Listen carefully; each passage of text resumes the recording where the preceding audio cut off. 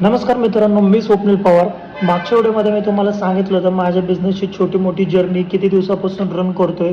हे सगळं का सांगितलं होतं, तुम्हाला पण थोडा विश्वास बसावा की हा मला सांगतोय पण ह्यानी काय केलं. कालचा माझा पहिला व्हिडिओ होता आणि तो व्हिडिओ मी स्वतःसाठी बनवला होता, माझा कॉन्फिडन्स वाढवण्यासाठी. आणि असे खूप लोक आहेत ज्यांना बिझनेस सुरू करायचे पण ना घराच्या रिस्पॉन्सिबिलिटीमुळे त्यांना सुरू करता येत नाही.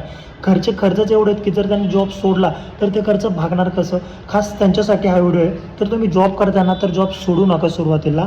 असे काही मी तुम्हाला बिझनेस आयडिया सांगतो जे तुम्ही संध्याकाळी करू शकता. तर पहिला मी तुम्हाला आयडिया देतो जो माझा आहे पाणीपुरी, तो तुम्ही सुरू करू शकता. ह्या बिझनेसला जास्त काय भांडवल लागत नाही. 25-30 हजारात तुम्ही हा बिझनेस सुरू करू शकता. हे सेम ॲप्लिकेबल करतं बाकीच्या बिझनेसला पण. दुसरा आहे कच्चे दाबेलीचा.